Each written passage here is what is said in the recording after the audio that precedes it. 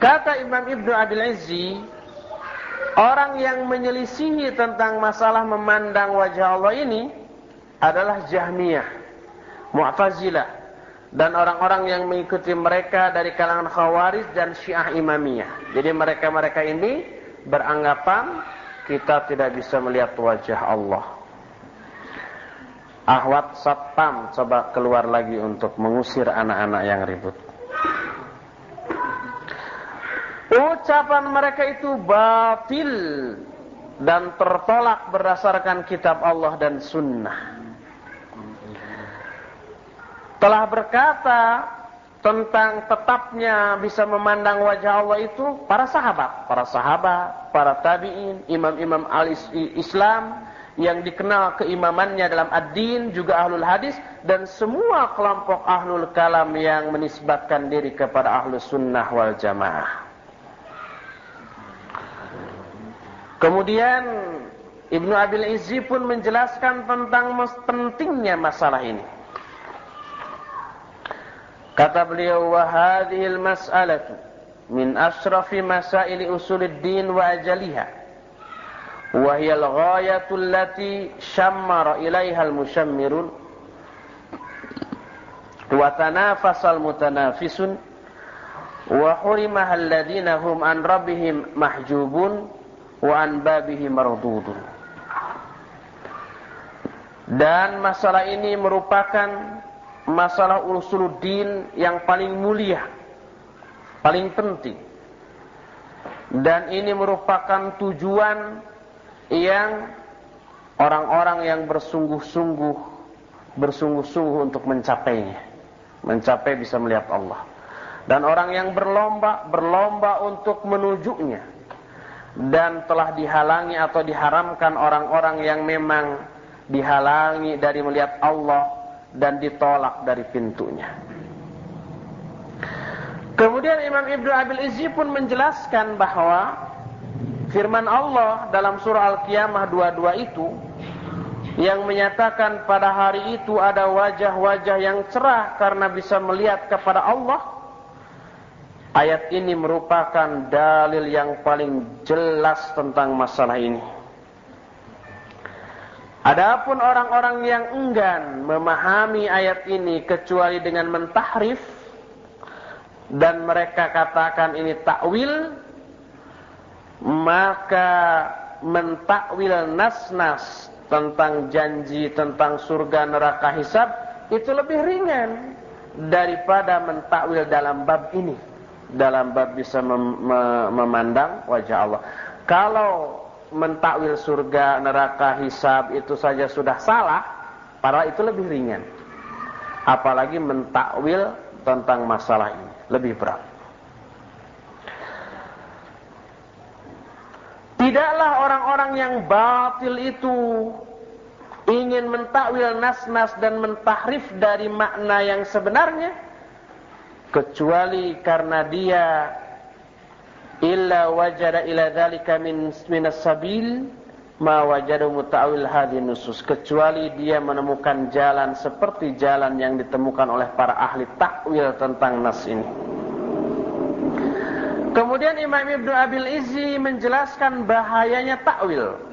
Kata dia, wa hadzal ladzi afsada ad-dunya wad-din wa hakadha fa'alatil yahud wan nasara fi nususit Taurat wal Injil.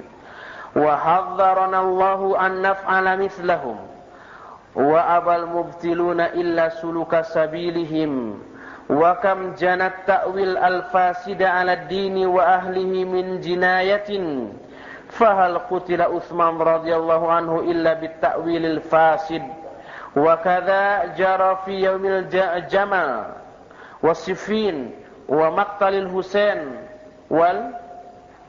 wal apa? Di sini enggak jelas. Hurrah wal hurrah. Hal kharajatil khawarij wa i'tazalatil mu'tazilah wa rafadatir rawafid wa waftaraqatil ummah ala 73 firqah illa bitta'wilil fasid. Ketika menjelaskan bahayanya takwil, Ibnu Abil Izzi berkata, takwil ini yang merusak dunia dan ad-din. Demikianlah yang dilakukan oleh Yahudi dan Nasara tentang nas-nas Taurat dan Injil. Kita telah dilarang oleh Allah untuk melakukan hal yang mereka lakukan, yang seperti mereka lakukan. Tapi orang-orang yang batil itu enggan, menolak, kecuali ingin mengikuti jalan mereka. Betapa banyaknya jinayah itu perbuatan kriminal. Betapa banyaknya perbuatan kriminal dengan bentuk takwil yang fasid terhadap ad-din dan ahlinya. Dan tidaklah terbunuh Utsman kecuali karena takwil yang fasid. Demikian juga terjadinya perang Jamal, perang Siffin, terbunuhnya Husain dan Hurrah.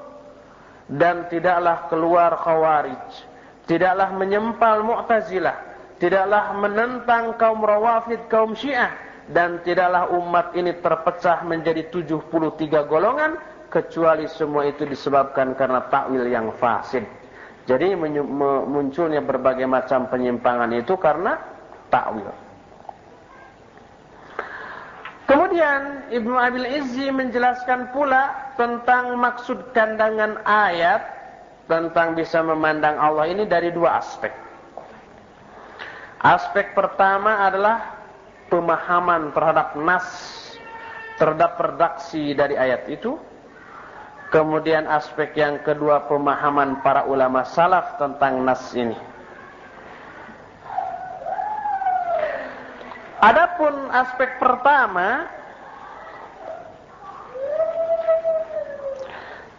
kata Ibnu Abil Izzi, wa idhafatun nadhri ila al-wajhi alladhi huwa mahalluhu fi hadhihi al-ayah wa ta'diyatuhu bi adati ila as-sarihah fi nadhri al-ain wa ikhla'ul kalami min qarinatin tadullu ala khilafihi haqiqiyatan mawdu'atan sarihatan fi anna allaha arada bidzalika nadhrul ain allati fil wajhi ila rabbi jalla jalaluh.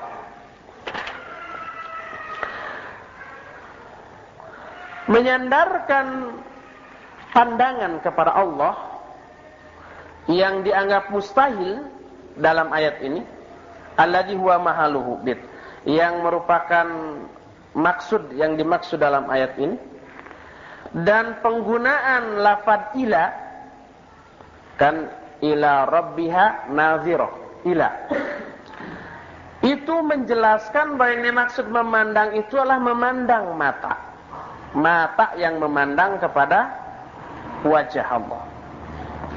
Dan kosongnya kalam dari qarinah, artinya tidak ada qarinah, tidak ada ayat lain yang membelokkan makna memandang ini. Ini merupakan pandangan hakiki yang menjelaskan bahwa Allah memaksudkan memandang itu adalah pandangan mata kepada wajah Allah Rabbul Alamin, kepada wajah Allah Rabbu Jalla Jalaluh. Karena lafaz an-nadhru, memandang, ini penggunaannya bermacam-macam, tergantung konteks kalimat dan tergantung penggunaan kata yang lainnya terhadap kata an-nadhr. Kalau an-nadhr ini muta'addi binafsihi, muta'addi itu artinya yang memerlukan objek. Apa bahasa Indonesia? Transitif ya. Memerlukan objek itu transitif. Kalau an-nadhr atau memandang ini merupakan kata kerja transitif, fi'il muta'addi, jadi tidak menggunakan kata apa-apa lagi, tidak menggunakan kata ila, fi atau yang lain-lainnya. Murni dia berdiri sendiri. Maka an-nadhru di sana artinya adalah berdiri dan menunggu. Seperti dalam ayat surah Al-Hadid ayat 13, "Unzuruna naqtabis min nurikum." Unzuruna, di sini unzuru tidak memakai ila atau fi atau yang lain-lain, berdiri sendiri. Unzuruna, tunggulah kami, naqtabis min nurikum, kami akan nebeng kepada cahayamu. Al-Hadid 13. Tapi kalau an-nadru ini dimuta'adikan dengan fi, setelah an-nadru ada fi, maka maknanya tafakkur wal i'tibar, berfikir dan mengambil pelajaran. Contoh dalam surah Al-A'raf 185. Awalam yanzuru fi malakutis samawati wal ard. Awalam, tidakkah, yanzuru, mereka berfikir, mengambil ibrah, mengambil pelajaran fi malakutis samawati wa tentang kerajaan langit dan bumi. Jadi yanzuru di sini bergandengan dengan fi. Maka kalau yanzuru bergabung dengan fi, artinya tafakur dan iktibar. Iktibar mengambil pelajaran. Tafakur itu berfikir. Kalau tidak ada fi, tidak ada ilah, apa tadi? Menunggu. Unduruna naqtabis min nurikum. Tunggulah kami ingin nebeng kepada cahayamu. Duh, apa nebeng itu bahasa agak sopannya ya? Mengikut, menumpang ke cahayamu. Tapi kalau an-nadhr ini disambungkan kepada ila, setelah an-nadhr ada ila, maka maknanya al-mu'ayanah bil absar, melihat dengan mata. Seperti contoh, unzuru ila samarihi idza asmara. Lihatlah kepada buah-buahan ketika pohon ini berbuah. Unzuru ada ila, artinya bukan menunggu, bukan mengambil ibrah, tapi melihat. Fa kaifa idza udhifa ila al-wajhi alladhi huwa mahalul basar? Maka bagaimana apabila an-nadhr ini disandarkan kepada wajah, yang wajah ini merupakan tempatnya mata. Kan dalam ayat itu wujuhu yauma idzin nadhirah ila rabbiha nadhirah. Satu ada wajah-wajah yang cerah karena dia bisa melihat kepada Allah. Dihubungkan dengan wajah-wajahnya cerah. Jadi kalau an-nadhr berhubungan dengan wajah, dan wajah itu tempatnya mata, maka pasti maknanya adalah melihat. Apalagi ada ila rabbiha nadhirah. An-nadhr dikaitkan atau digandengkan dengan ila, maknanya adalah melihat. Ini pemahaman ayat dari segi bahasa. Kemudian kita lihat aspek yang kedua tentang pemahaman salaf ketika menjelaskan ayat ini. Berkata Al-Hasan, "Nadhartu ila rabbiha fa nadhartu binurihi." Kata Al-Hasan, nadharat. Di sana ada pameh tidak nadharat? Ini nadharat, bukan nadhartu. Atau itu hanya cetakan yang tidak sengaja? Anggaplah nadharat ila rabbiha, dia melihat kepada Rabbnya, kepada Allah. Fa nadharat binuriha, maka dia hanya melihat cahayanya. Jadi nadhara dengan ila, pasti melihat maknanya. Berkata Abu Saleh dari Ibnu Abbas radhiyallahu anhuma, ila rabbiha nadhirah, qala tanzuru ila wajhi rabbiha azza wa jalla. Maksudnya dia melihat kepada wajah Allah azza wa jalla. Berkata Ikrimah, wujuhu yawma idzin nadhirah, qala minan na'im ila rabbiha nadhirah, qala tanzuru ila rabbiha nadhran. Kata Ikrimah, ayat pada hari itu ada wajah-wajah yang cerah. Maksudnya minan na'im, karena penuh kenikmatan. Terus ila rabbiha nadhirah, maksudnya memandang kepada Allah dengan sebenar-benarnya memandang. Ibnu Abbas pun radhiyallahu anhuma menghikayatkan seperti yang dihikayatkan oleh Ikrimah. Ini adalah ucapan para mufassirin dari kalangan ahlus sunnah dan ahlul hadis. Allah pun berkata dalam surah, berfirman dalam surah Qaf ayat 35, lahum ma yasha'una fiha wa ladaina mazid. Bagi mereka dalam surga itu tersedia apa-apa yang mereka inginkan, dan di sisi kami ada tambahan. Kata Imam At-Tabari, qala Ali bin Abi Thalib wa Anas bin Malik huwa an-nadhru ila wajhillahi azza wa jalla. Kata Ali dan Anas, yang dimaksud al-mazid di sisi kami ada tambahan itu artinya memandang kepada wajah Allah azza wa jalla. Kemudian diterangkan juga makna ziyadah dalam ayat lilladzina ahsanul husna wa ziyadah. Bagi orang-orang yang berbuat ihsan ada pahala kebaikan dan ziyadah dan tambahan. Disebut maksudnya tambahan di sini adalah memandang kepada wajah Allah yang mulia, sebagaimana yang dijelaskan dalam hadis riwayat Imam Muslim dalam kitab sahihnya dari Suhaib. Kata Suhaib, qara'a Rasulullah sallallahu alaihi wasallam lilladzina ahsanul husna wa ziyadah.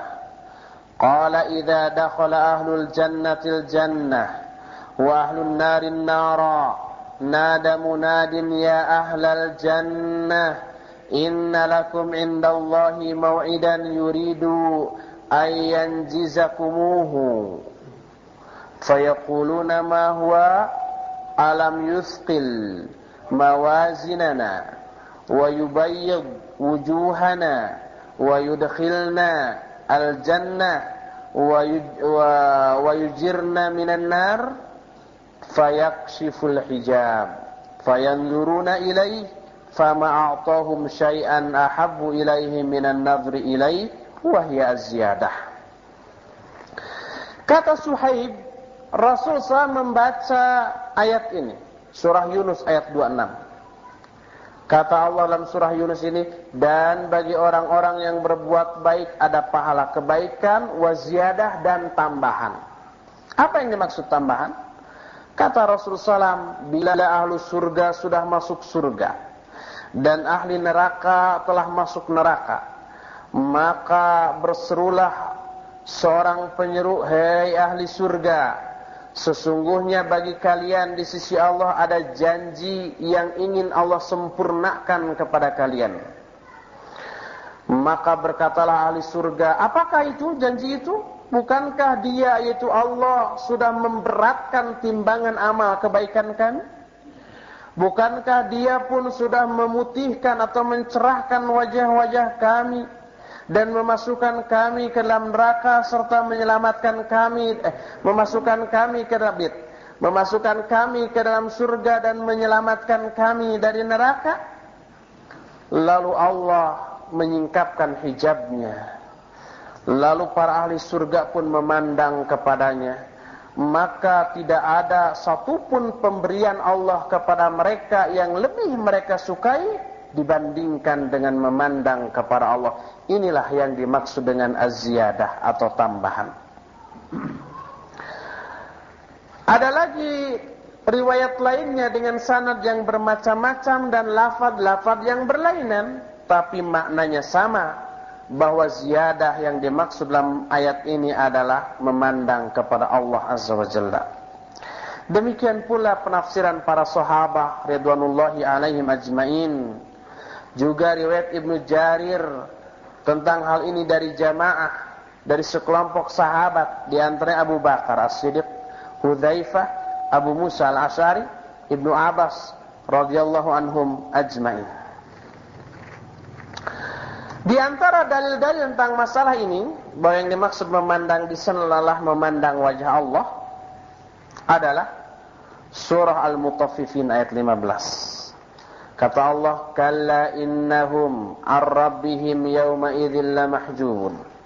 Sekali-kali tidak, sesungguhnya mereka orang-orang kafir pada hari itu akan terhalang dari melihat Allah. Musannif menyatakan bahwa Imam Syafi'i rahimahullah dan imam-imam yang lainnya berhujjah dengan ayat ini tentang melihatnya ahli surga kepada Allah. Hal ini pun disebutkan atau diterangkan Imam At-Tabari dan yang lainnya dari Al-Mazini, dari Asy-Syafi'i. Kata Al-Hakim, telah memberitakan kepada kami Al-Asam telah memberitakan kepada kami Ar-Rabi bin Sulaiman. Dia berkata, hadartu Muhammad ibn Idris Asy-Syafi'i. Wa qad ja'athu riq'atun min as-Su'id fiha ma taqulu fi qawlillahi azza wa jalla. Kalla innahum ar-rabbihim yawma idzin la mahjubun. Faqala Asy-Syafi'i lima an hujiba haula'i fi as-sakhat kana fi hadha dalilun ala anna awliya'ahu yarawnahu fi ar-ridha. Lama an hujiba haula'i fi as-sakhat kana fi hadha dalilun ala anna awliya'ahu yarawnahu fi ar-ridha. Kata Rabi bin Sulaiman, aku hadir di majlis Muhammad bin Idris Asy-Syafi'i. Dan telah datang anak panah dari atas yang di ujungnya ada tulisan. Ada apa namanya? Kertas. Dan diisi kertas itu tentang firman Allah Azza wa Jalla, kalla innahum ar-rabbihim yawma idzin la mahjubun. Kata Imam Syafi'i menyatakan ketika mereka orang-orang kafir atau orang musyrik itu dihijab atau dihalangi dari memandang Allah fi sakhat karena Allah murka kepada dalam kemurkaan Allah, maka ini menjadi dalil bahwa para wali Allah, kekasih Allah akan bisa melihat Allah dalam keadaan ridha. Kemudian kita sekarang membahas dalil-dalil Mu'tazilah yang menyatakan kapanpun kita nggak akan bisa melihat Allah, di dunia ataupun di akhirat. Di surga pun kata mereka tidak akan melihat Allah. Dalil pertama, lan tarani. Kata Allah, engkau hai Musa tidak akan bisa melihatku. Huruf lan itu disebut ditakbid. Ditabid itu selama-lamanya. Umpamanya kita katakan lan usafira ila Eropa. Aku tidak akan pernah pergi ke Eropa. Lan itu harus selama-lamanya, sampai di akhirat pun enggak. Kalau ada lan disebut ditabid. Ditabid. Lan tarani, engkau tidak akan melihatku. Kata Allah kepada Nabi Musa ketika Nabi Musa minta melihat Allah. Dalam surah Al-A'raf 143. Dalil kedua dalam surah Al-An'am 103, lan tudrikuhul absar wa huwa yudrikul absar, kan begitu. Bahwa Allah itu tidak akan bisa dicapai oleh mata. Ini surah Al-An'am 101. Dan sebenarnya kata muallif bahwa dua ayat ini menjadi dalil yang membantah mereka. Dalil pertama menunjukkan tetapnya ru'yah, menunjukkan bahwa Allah bisa dilihat. Lantaroni, kamu hai Musa tidak akan bisa melihat aku. Justru ayat ini menunjukkan Allah bisa dilihat. Bagaimana penjelasannya? Ada beberapa aspek yang harus dijelaskan untuk hal itu. Ada 7 aspek di sini. 7 dalil. Pertama, annahu la yadhunnu bi kalimillahi wa rasulihil karim wa a'lamin nasi bi rabbih fi waqtihi ay yas'ala ma la yajuzu alaih bal huwa indahum min a'zamil mahal. Pertama, bahwa Nabi Musa alaihissalam yang disebut kalimullah atau kalimur rahman, juga utusan Allah yang mulia dan juga sebagai orang yang paling mengetahui tentang Allah pada saat itu, Nabi Musa sama sekali tidak menduga bahwa dia bertanya tentang hal yang tidak boleh ditanyakan. Bahkan ini menurut pandangan mereka merupakan hal yang paling mustahil. Jadi yang pertama, Nabi Musa bertanya, meminta melihat Allah itu, dia tidak menyangka bahwa dia bertanya tentang hal yang tidak mungkin. Tidak mungkin di dunia.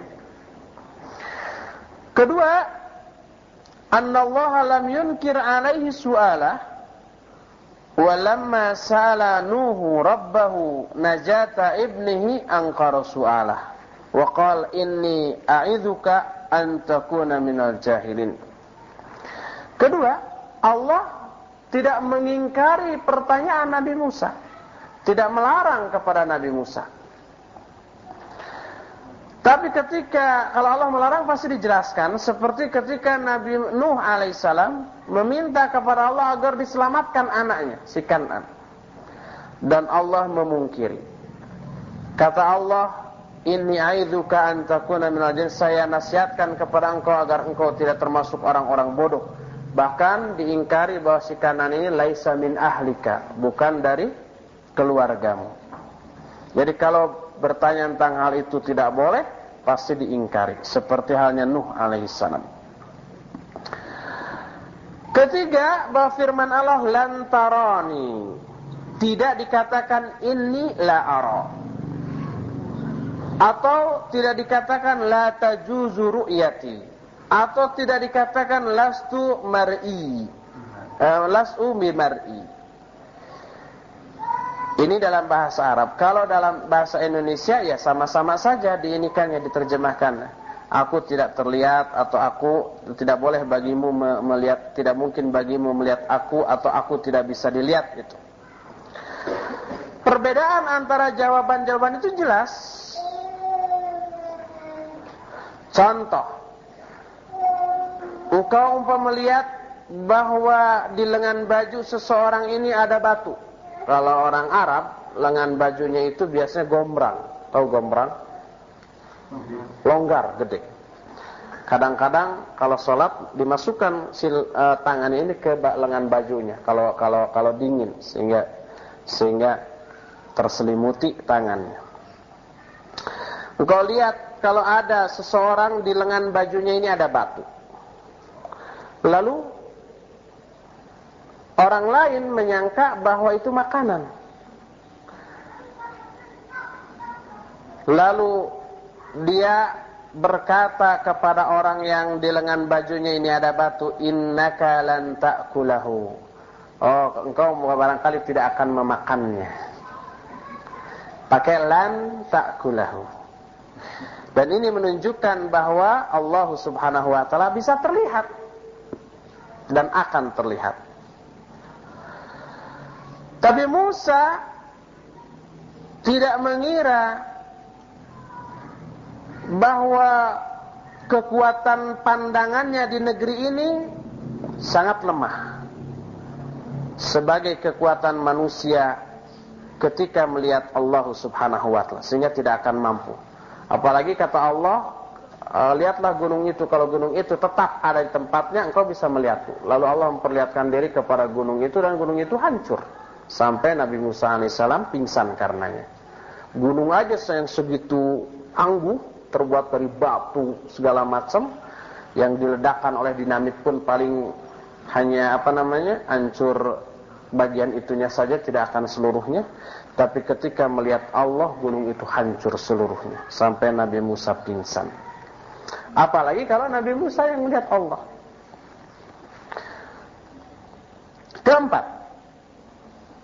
Keempat ini lebih menjelaskan alasan ketiga tadi. Firman Allah, walakin unzur ilal jabal fa in istaqarra makanahu fasawfa tarani. Tetapi kata Allah, lihatlah kepada gunung itu. Kalau gunung itu tetap di tempatnya, maka engkau akan bisa melihatku.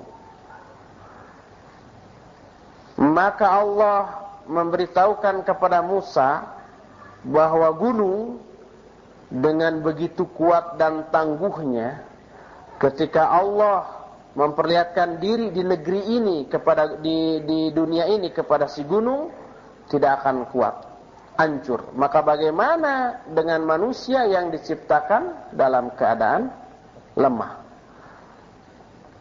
Kelima, Allah subhanahu wa ta'ala maha kuasa untuk menjadikan si gunung itu tetap di tempatnya. Dan itu mungkin. Dan melihat Allah itu berkaitan dengan tetap atau tidaknya gunung. Kalau toh juga tidak mungkin, maka ini sebanding dengan ucapanmu yang mengatakan, dengan ucapan seorang yang mengatakan, in istaqarra jabal fasaufa aqul wa asrab wa anam wal kullu indahum saw. Kalau gunung itu tetap di tempatnya, maka aku akan makan, minum dan seterusnya. Mungkinkah? Mungkin. Seperti seorang berkata kepada orang lain, coba kalau umpamanya kamu bisa memegang hidung saya, maka saya akan mangkuk kepada kamu. Gitu. Apakah ini berarti kalau dia tidak bisa memegang hidung saya tidak bisa mangkuk dia? Bisa tetap. Mau pegang hidung mau tidak, mangkuknya bisa. Biasanya ke anak kecil, sok kalau mau digendong pegang dulu hidung saya. Mereka nggak mampu memegang hidung, pendek, kita tinggi. Mereka naik ke kursi, kita jauhi kursi itu. Tapi tetap kita bisa mangkuk dia.